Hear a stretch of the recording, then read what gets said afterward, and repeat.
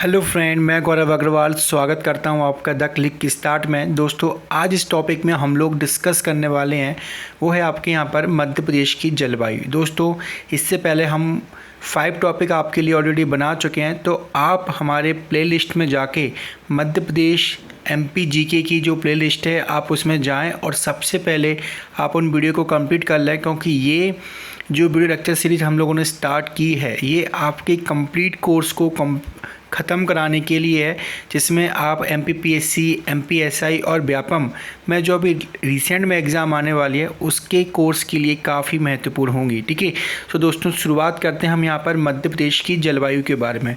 दोस्तों, एक चीज़ और, हम लोग कोशिश कर रहे हैं कि ज़्यादा से ज़्यादा फैक्ट और ज़्यादा से ज़्यादा नॉलेज आपको प्रोवाइड कर रहे हैं, बट आप भी हमको थोड़ा सा सपोर्ट करो और आप चैनल को ज़्यादा से ज़्यादा लाइक और सब्सक्राइब करके अपने ग्रुप में शेयर करो, जिससे थोड़ा सा मोटिवेशन हमको भी मिलेगा कि आप हमारे साथ जुड़ रहे हैं। ठीक है दोस्तों, सो स्टार्ट करते हैं हम यहाँ पर मध्य प्रदेश की जलवायु। ठीक है दोस्तों, एक चीज़ और, आप हमारे Telegram channel the click start के साथ जुड़ जाइए, क्योंकि आपको इस वीडियो की जो PDF है और इस वीडियो से रिलेटेड जो अपडेट्स और आपको एग्ज़ाम से रिलेटेड जो अपडेट्स हैं वो आपको टेलीग्राम चैनल पर मिलते जाएंगे।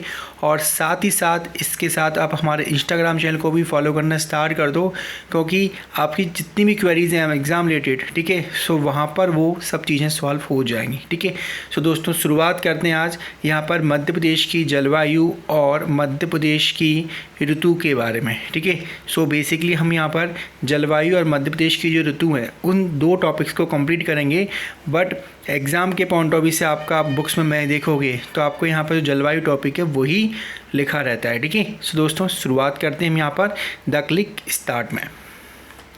दोस्तों, सबसे पहले हम बात करते हैं यहाँ पर जो जलवायु है। ठीक है, जलवायु यानी कि हम बात करें यहाँ पर इंग्लिश में हम जिसको बोलते हैं क्लाइमेट, तो इसका अर्थ क्या होता है। ठीक है, आप समझते हो यहाँ पर मौसम क्या, यहाँ पर मौसम देखा कि कभी सर्दी हो रही है ना, कभी गर्मी हो रही है, कभी बरसात का मौसम हो रहा है, कभी हल्का हल्का कोहरे का पार्ट हो रहा है, तो ये सब चीज़ें आप जनरल देखते हो। ठीक है, सो जलवायु यहाँ पे क्या है कि किसी स्थान विशेष की मौसम संबंधी समस्त दिशाओं के दीर्घकालीन अनुपात को ही हम यहाँ पर क्या बोलते हैं, जलवायु और क्लाइमेट बोलते हैं। ठीक है, अब मैं आपको एक्सप्लेन कर देता हूँ ये है क्या।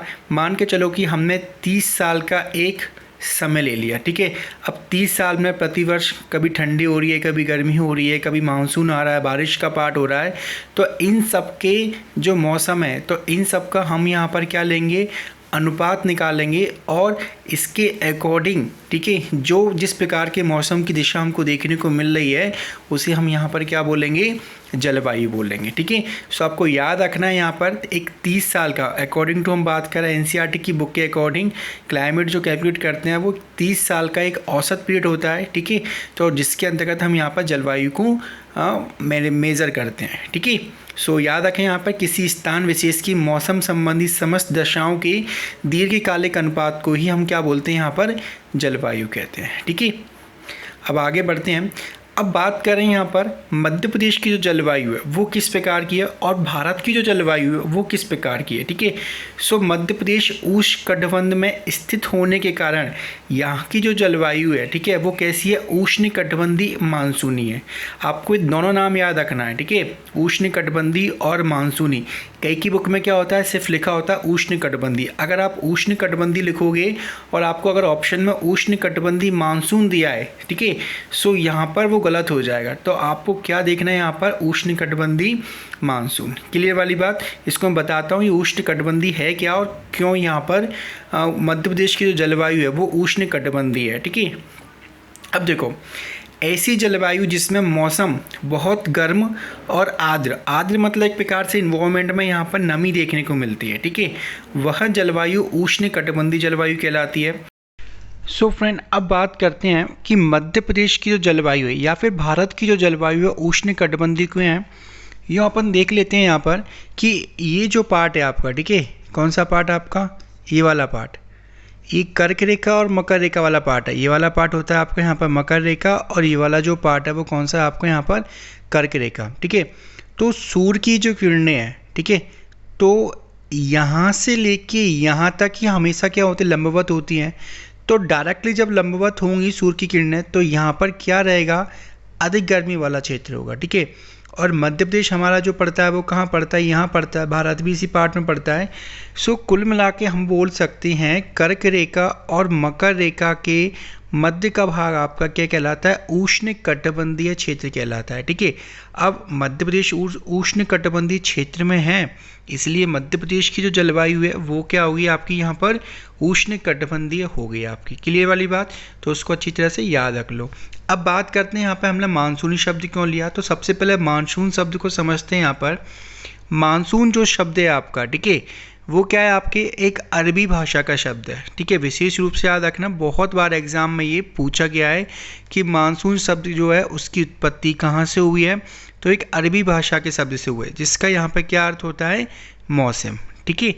अब मौसम का अर्थ क्या होता है वो हम समझते हैं। इसका अर्थ है यहाँ पर मौसम की दिशा, सॉरी यहाँ पर पवनों की दिशा का मौसम के अनुसार क्या होना, यहाँ पर पलट जाना, ठीक है। आप अगर ऑब्जर्व करोगे यहाँ पर कि हवाओं के पैटर्न के कारण, मतलब हवाओं के एक विशेष पैटर्न के कारण ही यहाँ पर क्या होता है कि जो आपकी ऋतु हैं उनमें क्या होता है, आपका बदलाव होता है, ठीक है। आप देखते हो कि जनरली जैसे ही थोड़ी सी हवा चलना स्टार्ट हो जाती है तो हवा जो है या तो वो गर्म हो सकती है या तो वो कैसी हो सकती है, ठंडी हो सकती है। बरसात के दिन अपन बात करें यहाँ पे तो आपको हवा का पैटर्न देखने को मिलेगा, वो कैसी होगी, ठंडी। और वहीं आप गर्मियों में जाएं तो आपको लू शब्द आपने सुना होगा, ठीक है, वो आपकी स्थानीय हवाएं होती हैं, तो वो हवा कैसी होगी आपकी, यहाँ पर गर्म हो गई। तो एक विशेष प्रभाव होता है पवनों की दिशा का, हवाओं की दिशा का, जिसके अनुसार क्या होता है यहाँ पर मौसम का क्या होता है, वो परिवर्तन होता है वहाँ पर, ठीक है। तो पवनों की दिशा का मौसम के अनुसार क्या होना, उलट जाना, वो क्या हो जाएगा आपके यहाँ पर, इसका अर्थ हो जाएगा, ठीक है। अब भारत में क्या होता है कि हम जनरली बात कर रहे हैं, ये आपका अरब सागर का पार्ट हो गया और ये आपका बंगाल की खाड़ी हो गई, ठीक है। सो भारत में अरब सागर एवं बंगाल की खाड़ी से चलने वाली हवाओं की दिशा से क्या होता है आपका यहाँ पर ऋतु परिवर्तन हो जाता है। इस संदर्भ में भारतीय जलवायु को क्या कहा गया है, आपके यहाँ पर मानसूनी जलवायु कहा गया है, ठीक है। तो दोस्तों एक क्वेश्चन मैं आपको बता देता हूँ, ऑलरेडी ये जो क्वेश्चन है आपके व्यापम में बहुत बार आ चुका है। वहाँ पर पूछा गया था कि मध्य प्रदेश में किस प्रकार की जलवायु पाई जाती है, ठीक है। अब एक क्वेश्चन है बट आंसर कई की जगह पर दो हैं, तो कन्फ्यूजन हो जाती है। तो वहाँ पर एक ऑप्शन दिया था शुष्क जलवायु, गर्म और शुष्क जलवायु, उष्ण कटिबंधीय जलवायु और ठंडी जलवायु, ठीक है। अब देखो यहाँ का जो राइट आंसर होगा वो क्या होगा, आपको यहाँ पे उष्ण कटिबंधीय जलवायु होगा, ठीक है। लेकिन एक और बार क्वेश्चन पूछा गया, उसमें क्या लिखेगा, उष्ण कटिबंधीय मानसूनी जलवायु, ठीक है। तो वो बिल्कुल परफेक्ट होगा। अगर आपको ऑप्शन आता है कि मध्य प्रदेश की जो जलवायु है वो उष्ण कटिबंधीय जलवायु है या उष्ण कटिबंधीय मानसूनी जलवायु है, तो फिर आपको क्या राइट आंसर लगाना है यहाँ पर, उष्ण कटिबंधीय मानसूनी जलवायु आप कहोगे इसको। क्लियर वाली बात। चलो आगे बढ़ते हैं हम यहाँ पर। अब बात करते हैं यहाँ पर मध्य प्रदेश की जलवायु को प्रभावित करने वाले कारक या भारत की जलवायु को प्रभावित करने वाले वो कारक, ठीक है। सो बेसिकली मैंने यहाँ पर भारत को इंडिकेट कर दिया है ना। हम बात करेंगे यहाँ पे ऐसे कौन से फैक्टर हैं जिससे क्या होता है मध्य प्रदेश की और भारत की जलवायु प्रभावित होती है, ठीक है। सिंपल सी बात करें यहाँ पे, सबसे पहले बात करेंगे स्थिति एवं अक्षांशीय विस्तार, ठीक है। ये है क्या, समझ लेते हैं यहाँ पर। मान के चलो कि ये पृथ्वी है, ये आपकी कौन सी होगी, भूमध्य रेखा होगी, ठीक है। और ये वाले जो पार्ट हैं आपके वो कौन से हो गए, ऊपर वाले पार्ट ध्रुव वाले पार्ट हो गए, ठीक है। तो ये वाले भाग में जो कोई भी देश होगा या फिर जो कोई व्यक्ति रह रहा है तो उसे वहाँ पर क्या देखने को मिलेगा, आपकी जो गर्म मौसम उसको देखने को मिलेगा, ठीक है। और जैसे जैसे वो ध्रुवों की ओर बढ़ता जाएगा तो एरिया कैसे होता जाएगा, उसका क्षेत्र जो है वो कैसे होता जाएगा, ठंडा होता जाएगा, ठीक है। आप अगर आगरा में रह रहे हो, ठीक है, तो वहाँ पे उसी समय पर गर्मी का अनुभव करोगे। और मान के चलो कि आप उसी समय पर जम्मू कश्मीर जाते हो, ठीक है, क्योंकि जम्मू कश्मीर की जो अक्षांशीय स्थिति है वो कैसी है आपकी, थोड़ा सा ऊपर ध्रुवों के पास में है, तो वहाँ पे आपको क्या देखने को मिलेगा, यहाँ पर ठंडा पार्ट देखने को मिलेगा। क्लियर वाली बात। सो भारत उत्तरी गोलार्ध में स्थित है एवं कर्क रेखा के लगभग मध्य से होकर गुजरती है। यहाँ का तापमान जो है वो कैसा रहता है, हमेशा उच्च रहता है। ये भारत को उष्ण कटिबंधीय जलवायु वाला क्या बनाते हैं, क्षेत्र बनाते हैं। तो आपको याद रखना है कि जो देश, जो प्रदेश या जो क्षेत्र जिस अक्षांशीय स्थिति में होगा तो उसके अनुसार उसकी जो जलवायु है वो उसको क्या करेगी, यहाँ पर प्रभावित करेगी। ठीक है, दूसरा फैक्ट हम देखते हैं यहाँ पर समुद्र से दूरी। क्लियर वाली बात। अब समुद्र से दूरी का क्या फैक्ट है दोस्तों, अगर हम बात करें यहाँ पर एक छोटा सा एग्जाम्पल मान के चलो बॉम्बे का पार्ट है। ठीक है, हम बात करें यहाँ पर मुंबई की। अगर मुंबई की हम बात करें यहाँ पर, तो मुंबई के आसपास आपको क्या देखने को मिलेगा, समुद्र देखने को मिलेगा। तो जैसे जैसे समुद्र से दूरी बढ़ती जाएगी, ठीक है, तो वहाँ पर जो आपके जलवायु परिवर्तन है, यानी कि ठंडा मौसम, गर्म जो है वो कैसा रहेगा, उसमें बहुत ज़्यादा डिफरेंसेस रहेगा। ठीक है, अगर आप बॉम्बे में जाके ऑब्जर्व करो साल भर, तो यहाँ पे आप जलवायु देखोगे, यहाँ की जलवायु कैसी देखने को मिलेगी आपको, ना ज़्यादा गर्मी और ना ज़्यादा ठंड। पर जैसे जैसे आप समुद्र से दूरी बढ़ाओगे, मान के चलो कि आप कहाँ पहुँच गए, दिल्ली पहुँच गए। ठीक है, अब दिल्ली में आप जाओगे, यहाँ पर ठंड भी आपको ज़्यादा देखने को मिलेगी और गर्मी भी देखने को मिलेगी। तो समुद्र से दूरी भी क्या एक आपका मेजर इफेक्ट है। ठीक है, तीसरी हम बात करते हैं यहाँ पर उत्तर पर्वतीय श्रेणियाँ। ठीक है, हमको पता है कि भारत के जो अपर वाला पार्ट है, ठीक है, यानी कि कौन सा पार्ट आपका यहाँ पर जम्मू कश्मीर वाला पार्ट है, तो उसमें हम देखेंगे यहाँ पर कि ये वाला जो सर्कल है यहाँ पे क्या आपका हिमालय है। अब हिमालय के इधर से जो हवाएं आती हैं वो कैसी ठंडी हवाएं आती हैं, तो ये क्या हिमालय क्या काम करता है, इन ठंडी हवाओं को रोकने का काम करता है। ठीक है, सो ये भी क्या एक मेजर फैक्टर है। ठीक है, अगर ये हिमालय नहीं होता तो ये ठंडी हवाएं आती और इस मौसम को क्या करती, यहाँ पर यहाँ के क्षेत्र को वो ठंडा बनाती। ठीक है, एक होगा आपका यहाँ पर भू आकृति। ठीक है, मान के चलो कि आप आगरा में रह रहे हो। ठीक है, और उसी कंडीशन में आप मान के चलो कि कहाँ पर दार्जिलिंग में रह रहे हो, ऑलमोस्ट ये सेम अक्षांश रेखा पर है। ठीक है, बट आप अगर देखोगे आगरा में क्या देखने को मिलेगा आपको, मैदानी क्षेत्र देखने को मिलता है। ठीक है, बट वहीं आप अगर दार्जिलिंग में जाओगे तो वहाँ पर आपको क्या देखने को मिलेंगे, आपको देखने को मिलेंगे यहाँ पर क्या कि यहाँ पर पर्वतों के पार्ट ज़्यादा हैं। ठीक है, सो यहाँ पर सेम टाइम की अगर बात करें तो ये मौसम आपका ठंडा रहेगा और ये मौसम कैसा रहेगा आपका गर्म। सो कुल मिला के बात करें ये जो कंडीशन है वो भी क्या करती है यहाँ पे इफेक्ट करेंगी। ठीक है, और इसके साथ साथ कौन सा पार्ट आपका मानसूनी हवाएं। ठीक है, मानसूनी हवाएं यानी कि जो अरब सागर से और आपकी बंगाल की खाड़ी से जो हवाओं के पैटर्न बनते हैं, अगर वो चलना स्टार्ट हो जाएंगी तो वो क्या करेंगी, मौसम में परिवर्तन करेंगे, आपकी जलवायु में क्या करेंगी, यहाँ पर परिवर्तन करेंगी। ठीक है, जैसे अभी बरसात का मौसम देख लो, एकदम गर्मी होती है और जैसे ही लगता है कि हाँ बारिश होने वाली, तो ठंडी हवाओं का पार्ट देखने को मिलता है अपन को। तो ये सारी की सारी जो हवाओं का पैटर्न बना रहा है अभी वर्तमान में, ठीक है, मतलब जुलाई और अगस्त में, वो क्या किस प्रकार का पैटर्न बनना है आपका, यहाँ पर मानसूनी हवाओं का एक पैटर्न बनना है। ठीक है, तो ये सारे के सारे फैक्टर हैं जो आपके मध्य प्रदेश की जलवायु को क्या करेंगे, यहाँ पर प्रभावित करेंगे। क्लियर वाली बात। चलो आगे देखते हैं हम यहाँ पर। अब दोस्तों यहाँ पर ये जो कॉपेन है, एक पर्सन का नाम है जिन्होंने यहाँ पर जलवायु का क्या किया, वर्गीकरण किया है। ठीक है, तो बहुत बार पूछा जाता है इनके बारे में, तो ज़्यादा डिटेल में नहीं देख रहे हैं, बस मध्य प्रदेश के संदर्भ में देख रहे हैं। तो कॉपेन का जो जलवायु वर्गीकरण किया है, इन्होंने भारतीय जलवायु को यहाँ पे कितने भागों में बांटा है, 9 भागों में बांटा है। कितने भागों में बांटा है, 9 भागों में। अब इस 9 भागों में से बात करें, ऐसे कितने भाग हैं जो मध्य प्रदेश को प्रभावित करते हैं। ठीक है, सो ऐसे कुल मिला के हम बात करें यहाँ पर 2 भाग हैं। ठीक है, 9 में से। ठीक है, जिसमें आपके मध्य प्रदेश का पार्ट इंक्लूड होता है। ठीक है,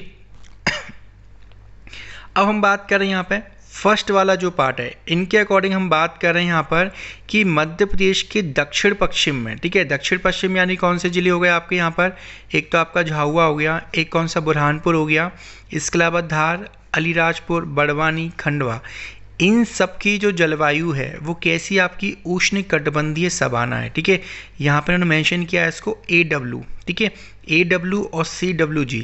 अभी कंफ्यूज मत होना, A का क्या नाम है, W का क्या नाम है।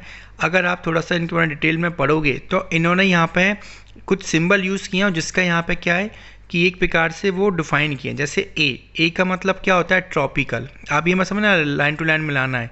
A का मतलब यहाँ पे क्या आपका यहाँ पर ट्रॉपिकल। ठीक है, और इसी प्रकार से अपन बात कर रहे हैं यहाँ पर W का मतलब क्या है यहाँ पे आपका सवाना। ठीक है, अब इसमें होता क्या है सवाना में कि यहाँ पर आपको देखने को मिलता है ड्राई विंटर। क्या देखने को मिलेगा आपको यहाँ पर, ड्राई विंटर। ठीक है, तो इस प्रकार से, तो आप इसमें मत जाओ, आपको बस ये याद रखना है कि कॉपेन का जो जलवायु वर्गीकरण है उसमें मध्य प्रदेश 2 पार्ट में आ रहा है। ठीक है, मतलब इनके अनुसार 2 भाग जो है वो मध्य प्रदेश को प्रभावित कर रहे हैं, जिसमें से पश्चिमी जो वाला भाग है उसमें कौन सी जलवायु आपको देखने को मिल रही है, आपकी उष्णकटिबंधीय सवाना जलवायु। ठीक है, अब इसके अलावा इनको छोड़ के बाकी राज्य के जो अन्य भाग हैं तो वहाँ पे हमको क्या देखने को मिलती है, इनके वर्गीकरण के अनुसार शुष्क शीत वाली मानसूनी जलवायु। ठीक है, जिसको उन्होंने क्या नाम दी यहाँ पर, CWG। क्लियर वाली बात। सो आपको याद रखना है यहाँ पर कोपेन का जो जलवायु वर्गीकरण है उसमें दो भाग जो हैं वो मध्य प्रदेश के भाग को प्रभावित करते हैं, जिसमें से एक पार्ट जो है वो उष्णकटिबंधीय सवाना वाला है और दूसरा जो है वो कौन सा आपका शुष्क शीत वाली मानसून है। क्लियर वाली बात। आगे बढ़ते हैं। अब दोस्तों एक नाम और आप और याद रखना है यहाँ पे हम थोड़ा सा और देख लेते हैं। एक पर्सन और थे आपके यहाँ पर जिनका नाम है आपका क्या यहाँ पर, श्री मन्ना नारायण। ठीक है, तो अगर आ जाए तो आप बता देना ये कौन आपके यहाँ पर, मन्ना नारायण। ठीक है, तो इन्होंने मध्य प्रदेश की जलवायु को यहाँ पे क्या है, 3 भाग में बांटा है। कितने भाग में बांटा है आपके यहाँ पर, 3 भाग में। अब बात कर रहे हैं यहाँ पे जलवायु के आधार पर मध्य प्रदेश के जो क्षेत्र हैं, ठीक है, जलवायु के आधार पर मध्य प्रदेश के जो क्षेत्र हैं उनको कितने भागों में बांटा गया है, 4 भाग में। कंफ्यूज मत होना कि वो कॉपेन ने तो 2 भाग में बताए, 4 कहाँ से आ गए। ठीक है, तो आपके जो क्षेत्र हैं तो उसके अनुसार कहाँ पर गर्मी, कहाँ पर ठंड ज़्यादा पड़ती है, कहाँ पर ना ज़्यादा गर्मी पड़ती है ना ज़्यादा ठंड पड़ती है, तो उस प्रकार से हमने यहाँ पर कितने भागों में बांटा है, यहाँ पर मध्य प्रदेश की जलवायु को क्षेत्र के आधार पर 4 भागों में बांटा है। वो कॉपेन ने बांटा है और हम अब किसके अकॉर्डिंग बात कर रहे हैं, इन क्षेत्रों के अनुसार बात कर रहे हैं। ठीक है, तो यहाँ पर एक जो भाग है वो कौन सा आपका यहाँ पर उत्तर का मैदान, एक जो है वो कौन सा आपका मालवा का पठार, एक जो है वो आपका नर्मदा घाटी क्षेत्र और एक जो है वो कौन सा आपका विंध्य का पहाड़ी क्षेत्र। क्लियर वाली बात। ठीक है, अब इंडिविजुअल देखते हैं क्या खास बात है। बहुत सारे क्वेश्चन यहाँ पर पूछे जाते हैं। ठीक है, क्वेश्चन किस प्रकार से पूछे गए हैं, निम्नलिखित में से ऐसा कौन सा स्थान है जहाँ पर सम जलवायु पाई जाती है। ठीक है, अब आपको पता होना चाहिए निम्नलिखित में से ऐसा कौन सा क्षेत्र है, ठीक है, जहाँ पर क्या है कि गर्मी भी बहुत ज़्यादा पड़ती है और सर्दी बहुत ज़्यादा पड़ती है, तो आपको पता होना चाहिए वो। ठीक है, अब इनमें क्या करता है कि उन क्षेत्रों को छोड़ के जिलों को नाम दे देगा। ठीक है, सो समझते हैं यहाँ पर। सबसे पहले हम बात करें यहाँ पर उत्तर के मैदान। ठीक है, कौन से भाग आपके यहाँ पर, उत्तर के मैदान।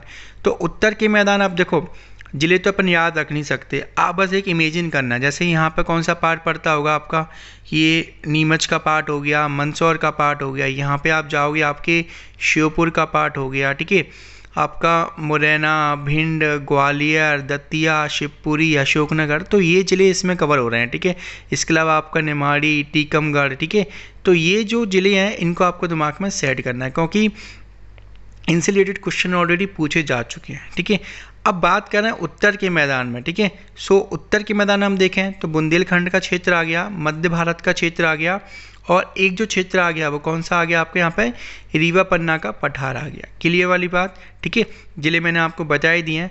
अब यहाँ की जो जलवायु है, ठीक है, इस क्षेत्र की जो जलवायु, कैसी जलवायु आपकी यहाँ पर, महाद्वीपीय प्रकार की जलवायु है। ठीक है, ये क्वेश्चन आ चुका है इसलिए मैंने वहाँ से पॉइंट मेंशन किया है कि उत्तर के मैदान की जो जलवायु है कैसी आपकी यहाँ पर जलवायु जो है महाद्वीपीय प्रकार की है। ठीक है, अब समुद्र से दूर है। अब मैंने बताया था जहाँ से समुद्र से दूर होगा वो क्षेत्र में गर्मी भी अधिक पड़ेगी और सर्दी भी कैसी पड़ेगी, अधिक पड़ेगी। तो इस क्षेत्र में देखोगे आप कि गर्मियों में अधिक गर्मी और सर्दियों में अधिक सर्दी। अब ये मत सोचना कि यार ये तो नॉर्मल सी बात है ना, बट नॉर्मल सी बात है, बट जब एग्ज़ाम में आती है तो हम कंफ्यूज हो जाते हैं। ठीक है, तो आपको अच्छी तरह से याद रखना है कि जितनी समुद्र से दूरी होती जाएगी उतनी ही क्या होगा, टेम्परेचर डिफरेंसेस जो है वो कैसा होता जाता है, ज़्यादा होता जाता है। क्लियर वाली बात। चलो, अब याद रखना है यहाँ पर कि अगर मैं आपसे पूछूं कि निम्नलिखित में से कौन से स्थान पर या फिर कौन से ज़िले पर, ठीक है, आपको सर्वाधिक गर्मी और सर्दियों में अधिक सर्दी देखने को मिलेगी। मैंने आपको ऑप्शन दे दिया इंदौर, मैंने आपको एक और ऑप्शन दिया ग्वालियर, एक ऑप्शन आपको दे दिया बैतूल। ठीक है, सो अब आपको ज़िले के अकॉर्डिंग भी क्या कर दिया, वहाँ पर क्वेश्चन को कैटेगराइज कर दिया। तो आप बिल्कुल दिमाग में सेट करके रखो कि ग्वालियर कहाँ आ रहा है, उत्तर के मैदान में आ रहा है, तो उसके अकॉर्डिंग आपको यहाँ पर क्या आंसर लगाना है। क्लियर वाली बात। चलो आगे देखते हैं। अब बात करें यहाँ पे उत्तर के मैदान की। ठीक है, सो यहाँ पर गर्मियों में जो औसत तापमान जो है ना वो कितने तक पहुँच जाता है, 40 से 45। लेकिन अभी वर्तमान की अपन बात करें तो आपका जो टेम्परेचर है वो 48 डिग्री सेल्सियस तक पहुँच जाता है। ठीक है, सो इसको याद रखें। जबकि सर्दियों में जो औसत तापमान की अपन बात कर रहे हैं यहाँ पर, ठीक है, तो ये कितने से कितने तक होता है आपका 15 से 18 डिग्री सेंटीग्रेड, ठीक है। दोस्तों मैं औसत तापमान की बात कर रहा हूँ, कंफ्यूज मत होना। कई बार आप देखते हैं कि हम तो सर मुरैना में रहते हैं, मुरैना का टेम्परेचर तो 47 पहुँच गया, ठीक है, कोई बात नहीं, पहुँच गया, बट हम बात कर रहे हैं यहाँ पे एवरेज टेम्परेचर की, कितना 40 से लेके 45, ठीक है। और कभी 1-2 दिन, 4 दिन, 5 दिन अगर 48, 47 हो भी जाता है तो कोई फ़र्क नहीं पड़ता है, ठीक है। सो आपको औसत तापमान वो याद रखना है, ठीक है। अब बात करें यहाँ पे, इसलिए ये जो क्षेत्र है वो आप पे किस कैटेगरी में आता है, आपके उप आर्द्र की श्रेणी में आता है। तो इसको याद रखें यहाँ पे कि उत्तर का मैदान जो है वो किस श्रेणी में आ रहा है आपके यहाँ पर, उप आर्द्र, यानी कि आपका जो सेमी ह्यूमिड एरिया है आपका, उस कैटेगरी में ये आपका पार्ट आ रहा है, ठीक है। चलो आगे देखते हैं। अब बात करें यहाँ पे मध्य प्रदेश का जो सबसे गर्म स्थान है, ठीक है, वो कौन सा आपका यहाँ पे खजुराहो। अभी रिसेंट के डाटा के अकॉर्डिंग हम बात करें, ठीक है, बट जनरली पूछा जाता है कि सबसे ज़्यादा जो टेम्परेचर पाया जाता है, ठीक है, वो कहाँ पे पाया जाता है, वो आप पे कहाँ पे पाया जाता है, गंज बासौदा में, ठीक है। तो फर्स्ट ऑप्शन में तो क्या आपको गंज बासौदा ही लगाना है, आप विशेष रूप से याद रखो, ठीक है। अब गंज बासौदा नहीं दिया तो अभी कई सारे एग्जाम में यहाँ पे खजुराहो का नाम दिया, तो आप उसके पॉइंट ऑफ व्यू से इसको याद रखें। फर्स्ट प्रायोरिटी में आपको क्या लगाना है, गंज बासौदा, मतलब गंज बासौदा ही लगाना है, ठीक है। जबकि ये जो सबसे ठंडा स्थान है वो कौन सा आपका यहाँ पर, शिवपुरी वाले क्षेत्र में, ठीक है, जो कि यहीं पड़ रहा है। अब आगे देखते हैं, इस क्षेत्र में जो औसत वर्षा का पार्ट है वो कितना है आपका यहाँ पर 75 सेंटीमीटर है। क्लियर वाली बात। चलो आगे देखते हैं यहाँ पर मालवा की जलवायु, ठीक है। अब मालवा जो है वो ज़्यादा दूरी नहीं है समुद्र के साथ, तो यहाँ की जो जलवायु है वो कैसी पाई जाती है, आपकी सम जलवायु पाई जाती है। इसका मतलब है ना तो गर्मी में अधिक गर्मी पड़ेगी और ना सर्दी में अधिक ठंडी पड़ेगी। क्लियर वाली बात। देखो अब बात करें यहाँ पर, यहाँ सबसे अधिक जो वर्षा हो रही है वो कहाँ से हो रही है, आपके अरब सागर से, ठीक है। सो अरब सागर का पार्ट आपको यहाँ से बना है, तो इस वाले सर्कल से क्या हो रही है आपकी यहाँ पर सर्वाधिक वर्षा का पार्ट होता है। नेक्स्ट देखें, यहाँ का जो औसत तापमान औसत जो वर्षा है वो कितनी है आपकी यहाँ पर 50 सेंटीमीटर से लेके 75 सेंटीमीटर तक आपको यहाँ पर देखने को मिल जाएगी, ठीक है। आगे बढ़ते हैं, नर्मदा घाटी क्षेत्र। अब जो नर्मदा घाटी क्षेत्र है वो कर्क रेखा के लगभग समांतर होने के कारण गर्मियों में इस क्षेत्र में क्या पड़ती है, यहाँ पर तेज़ गर्मी पड़ेगी। लेकिन सर्दी में क्या रहता है यहाँ पर कि आपकी जो सर्दी है वो कैसी रहेगी, आपकी यहाँ पर सामान्य रहेगी, ठीक है। अब बात करें यहाँ पर चट्टानी वाला क्षेत्र है ये, तो कई के बार यहाँ पर जो टेम्परेचर है वो 46 से लेके आपके 50 डिग्री सेल्सियस तक पहुँच जाता है। ये औसत नहीं है, ये जो हाईएस्ट रिकॉर्ड टेम्परेचर होता है ना, उसकी बात हो रही है यहाँ पर, ठीक है। सो वो याद रखना आप ये। अब इस क्षेत्र में देखोगे वर्षा का जो पार्ट है वो आपको क्या देखने को मिलेगा, सर्वाधिक देखने को मिलता है, ठीक है। और यहाँ पे जो पार्ट पड़ता है आपका होशंगाबाद में, पचमढ़ी का नाम आपने सुना होगा, उस सर्कल में आपके यहाँ पे क्या है, सर्वाधिक वर्षा होती है। अप्रॉक्सीमेट वर्षा का जो पार्ट है वो 200 सेंटीमीटर तक हो जाता है आपका, ठीक है। चलो आगे बढ़ते हैं, यहाँ पर विंध्य का पहाड़ी क्षेत्र, ठीक है। सो विंध्याचल पर्वत का जो क्षेत्र है, ठीक है, वहाँ की जलवायु सम जलवायु क्षेत्र में पड़ेगी। सम जलवायु मतलब आपकी बात करें यहाँ पर कि अधिक गर्मी नहीं पड़ेगी और ठंड में भी क्या पड़ेगी आपकी यहाँ पर साधारण ठंड पड़ेगी, ठीक है। यहाँ पर जो औसत वर्षा आप देखोगे वो कितनी रहेगी आपकी 50 सेंटीमीटर से लेके आपकी 100 सेंटीमीटर के वाले क्षेत्र में आपकी यहाँ पर वर्षा का पार्ट रहेगा, ठीक है। चलो आगे देखते हैं हम। दोस्तों ये दो फैक्ट हैं आपको अच्छी तरह से याद रखना है। जैसे कि बात करें यहाँ पे 2013 में, ठीक है, उज्जैन में अत्याधुनिक वेधशाला का निर्माण किया गया है, जिसका नाम जो हमने रखा है वो किसके नाम पे रखा है, आचार्य वराहमिहिर के नाम से रखा है, ठीक है, जो कि आपके एस्ट्रोलॉजर्स थे, तो इनके नाम पर रखा गया है, ठीक है। अब इसके अलावा अपन बात करें मध्य प्रदेश में जो ऋतु संबंधी आंकड़े जो एकत्रित करने की वेधशाला है वो कहाँ पर, आपके मध्य प्रदेश के इंदौर में है, ठीक है। अब ऋतु संबंधी आंकड़े जैसे कितनी सेंटीमीटर वर्षा हुई है, किस प्रकार का मौसम रहेगा, ठीक है, तो वो सब जो कैलकुलेट होता है मध्य प्रदेश में वो कहाँ से हो रहा है, आपके यहाँ पर मध्य प्रदेश के इंदौर क्षेत्र से होता है, ठीक है। चलो आगे देखते हैं। अब दोस्तों हम बात करेंगे मध्य प्रदेश में जो जलवायु आधारित ऋतु पाई जाती हैं, ठीक है, वो कितनी ऋतु पाई जाती हैं आपकी, बेसिकली 3 रहती हैं। एक तो ग्रीष्म ऋतु, एक आपकी शीत ऋतु और एक कौन सी आपकी यहाँ पर वर्षा ऋतु। तो इनके बारे में विशेष अपन याद रख लेते हैं, ठीक है। सो बात करें मध्य प्रदेश में ग्रीष्म ऋतु का मौसम मार्च से कहाँ तक रहेगा, जून तक रहेगा। क्यों? क्योंकि इस समय पर जो सूर्य है वो क्या होता है, उत्तरायण होता है। ठीक है, जनरली अपन बात करें यहाँ पर कि ये आपकी भूमध्य रेखा का पार्ट है। ठीक है, और ये आपकी क्या है यहाँ पर कर्क रेखा का पार्ट। ठीक है, और ये कौन सा पार्ट आपका, मकर रेखा का पार्ट। तो सूर्य की किरणें आपकी यहाँ पर भूमध्य रेखा पर लंबवत पड़ेंगी। अब लंबवत होने के बाद ये सूर्य की जो किरणें हैं वो कहाँ की ओर चढ़ती हैं, ऊपर की ओर। तो इसका मतलब क्या है कि सूर्य कैसा हो रहा है, उत्तरायण। और इस वाले दिन 23 जून को सूर्य की किरण जो रहती है वो आपकी कर्क रेखा पर कैसी लंबवत रहती है। तो इस क्षेत्र में क्या है, भयानक गर्मी देखने को मिलेगी आपको। ठीक है, सो बस वही चीज़ है। सो बात करें जिससे तापमान क्या होता है, ये बढ़ जाता है। ठीक है, तापमान क्या होता है, इससे बढ़ जाता है। और मई माह में जो तापमान है, ठीक है, वो कैसा होता है आपका, सर्वाधिक होता है। मध्य प्रदेश की अपन बात करें यहाँ पर कि मई में औसत जो तापमान है वो अप्रॉक्स कितना हो जाता है आपके यहाँ पर, 40 डिग्री सेल्सियस हो जाता है। और ये हम संपूर्ण मध्य प्रदेश की बात कर रहे हैं। ठीक है, अब इसके अलावा अपन बात करें मध्य प्रदेश के जो कुछ जिले हैं, जैसे कि आपका ग्वालियर हो गया, भिंड हो गया, मुरैना, दतिया आदि में तापमान जो रहता है वो क्या होता है कि बहुत ऊंचाई को छूने लगता है। मतलब तापमान जो है बहुत ज़्यादा क्या हो जाता है, बढ़ जाता है। और यहाँ पर एक आपकी स्थानीय हवा होती है जो आपके मध्य प्रदेश के उत्तरी भाग में चलती है। ठीक है, जिसको अपन यहाँ पे किस नाम पे जानते हैं, आपको लू के नाम से। सो आपको याद रखना है, लू जो है वो एक स्थानीय हवा है। ठीक है, लू क्या है आपकी, ये स्थानीय हवा है जो कि प्रदेश के उत्तरी भाग में चलती है। ठीक है, अब 2 क्वेश्चन आपको यहाँ पे याद रखना है, कंफ्यूज बिल्कुल मत होना है। ठीक है, मध्य प्रदेश का औसत रूप से क्या पूछा जा रहा है आपका यहाँ पे, मध्य प्रदेश का औसत रूप से सर्वाधिक गर्म स्थान कौन सा है, वो कौन सा आपका भिंड है। ठीक है, औसत रूप से बात हो रही है यहाँ पर। ठीक है, जबकि 1995 में यहाँ पर, कब की डाटा के अकॉर्डिंग बात करें अपन यहाँ पे, 1995, क्योंकि अभी तक यही पार्ट चल रहा है हमारा। ठीक है, सो 1995 में यहाँ पर गंज बासौदा, जो कि कहाँ पर आपके विदिशा जिले में, यहाँ पर हाईएस्ट टेम्परेचर रिकॉर्ड किया गया था 48.9 सेल्सियस।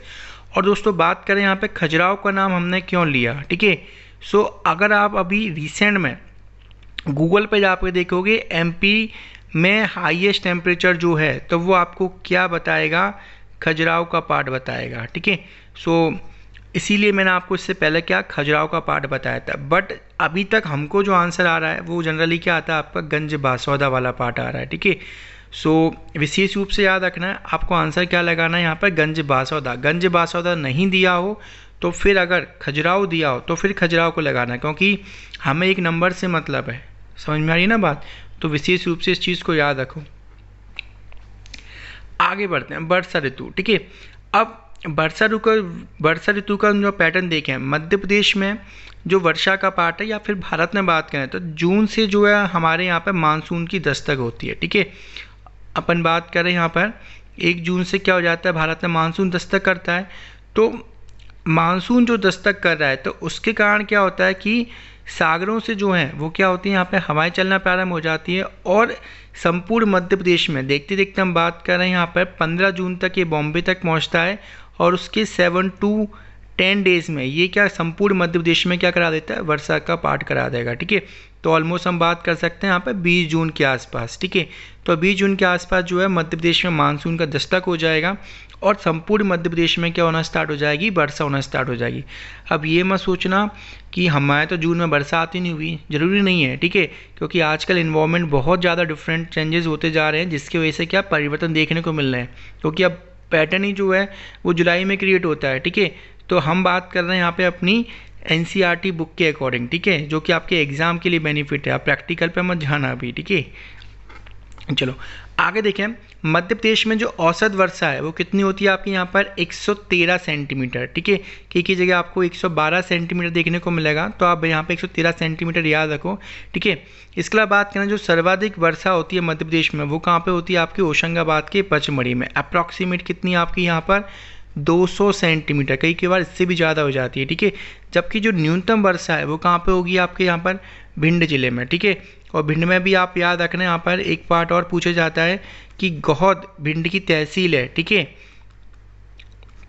सो गौ जो भिंड की तहसील है वहाँ पर सबसे कम वर्षा होती है 50-55 सेंटीमीटर के आसपास, ठीक है। जबकि न्यूनतम वर्षा अगर जिला पूछा जा रहा है तो भिंड का नाम लगाना है, और भिंड ऑप्शन में नहीं दिया हो, गौद का नाम दे दे वो, ठीक है। तो सबसे कम वर्षा वाला क्षेत्र कौन सा आपका यहाँ पर गौद का है, ठीक है। विशेष रूप से इस चीज़ को याद रखना, ठीक है। चलो आगे बढ़ते हैं हम यहाँ पर। अब बात करें यहाँ पर कि सबसे कम जो वर्षा वाले क्षेत्र है, मतलब मध्य प्रदेश की अपन बात करें यहाँ पे वर्षा के क्षेत्र के अकॉर्डिंग हमने यहाँ पे क्या कर दिया है, इसको 3 पार्ट में डिवाइड कर दिया है, ठीक है। और एक पार्ट यहाँ पर थोड़ा सा डिफरेंट है, तो ये समझ सकते हो आप कि यहाँ पे 4 पार्ट में हमने यहाँ पे क्या कर दिया है, इसको डिवाइड कर दिया। बेसिकली पार्ट नहीं है, आपको यहाँ पे कितने सेंटीमीटर जो बरसात होती है उसके अकॉर्डिंग क्या करना है, यहाँ पर एक क्षेत्र याद होना चाहिए। अभी सेंटीमीटर है क्या, पानी को बरसात से नाप थोड़ी रहे हो। एक होता है आपका यहाँ पे एक इंस्ट्रूमेंट होता है डिब्बा सरी का, ठीक है, इस प्रकार का।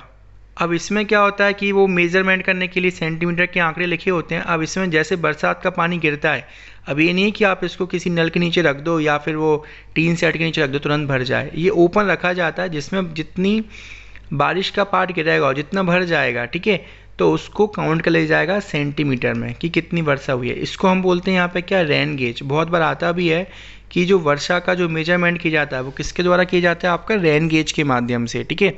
सो मध्य प्रदेश की अपन बात करें यहाँ पे आपके 4 क्षेत्रों में अपन देख लिया है, ठीक है। तो सबसे कम वर्षा वाला क्षेत्र है, सो बात करें सबसे कम वर्षा का जो क्षेत्र है मध्य प्रदेश में वो कौन सा, आपका पश्चिमी मध्य प्रदेश। और यहाँ पर जो बरसात का पैटर्न है वो 75 सेंटीमीटर से कम वर्षा का क्षेत्र, ठीक है। 75 सेंटीमीटर यानी कि 50 से लेके आपका 75, ठीक है। तो ये जो पूरा सर्कल है आपका, यहाँ पे आपको क्या देखने को मिलेगा, कम बारिश का पैटर्न देखने को मिलेगा, ठीक है। इसके अलावा बात करें यहाँ पे औसत वर्षा का क्षेत्र। अब जो औसत वर्षा का क्षेत्र है वहाँ के जो जिले हैं, ठीक है, वहाँ पर जो वर्षा देखने को मिलेगी वो 75 से लेके आपके 100 सेंटीमीटर। तो इसमें आपका उत्तर भारत का क्षेत्र हो गया, ठीक है, जैसे ये पार्ट हो गया आपका उत्तर भारत का क्षेत्र हो गया, और ये आपका बुंदेलखंड हो गया, बघेलखंड का पार्ट हो गया, ठीक है। सो ये याद रखना यहाँ पर। तो ये इस प्रकार के यहाँ पर जितने भी जिले हैं आपके वो सब किस कैटेगरी में आ जाएंगे, आपकी औसत वर्षा। और औसत वर्षा का पैटर्न कितना आपको यहाँ पर 75 सेंटीमीटर से लेके आपके 100 सेंटीमीटर। क्लियर वाली बात है ना दोस्तों, कंफ्यूज मत होना। यहाँ पर केवल एक पार्ट है आपका, कौन सा, ये भिंड इधर पड़ता है, ठीक है। तो यहाँ बहुत कम वर्षा हो रही है ना। एक औसत का निकालना और एक डिफरेंट फॉर्म में किसी पर्टिकुलर प्लेस का निकालना डिफरेंट है। तो यहाँ पर भिंड में जो वर्षा का पैटर्न है वो कितना आपका यहाँ पर 55 या 50 सेंटीमीटर से कम है, ठीक है। बट हम औसत की बात करें तो सब जिलों का पार्ट काउंट करके बताया है, ठीक है। अब बात करें यहाँ पे एक जो क्षेत्र है वो औसत से अधिक वर्षा वाला क्षेत्र, ठीक है, जिसमें कौन सा क्षेत्र आ गया आपको यहाँ पर, ये मध्य प्रदेश का जो दक्षिणी जो क्षेत्र आपको देखने को मिल रहा है ये वाला पार्ट पूरा, और उसमें से एक पार्ट को हमने हटा दिया, ये वाला पार्ट, ठीक है। सो यहाँ पर देखें जो औसत से अधिक वर्षा वाला क्षेत्र है, ठीक है, तो ये दक्षिण मध्य प्रदेश में है, जहाँ पर वर्षा जो है वो 100 सेंटीमीटर से लेकर 125 सेंटीमीटर के मध्य होगी। और कहीं कहीं पर यहाँ पर जो वर्षा है, मतलब कुछ प्लेस हैं जहाँ पर जो वर्षा है वो आपको यहाँ पे क्या देखने को मिलेगी, 100 सेंटीमीटर से कम वर्षा के क्षेत्र होंगे, ठीक है। अब बात करें अधिक वर्षा वाले क्षेत्र। अब अधिक वर्षा वाले क्षेत्र मतलब एक ऐसा क्षेत्र जहाँ पर जो बारिश हो रही है वो 125 सेंटीमीटर से ज़्यादा हो रही है, ठीक है।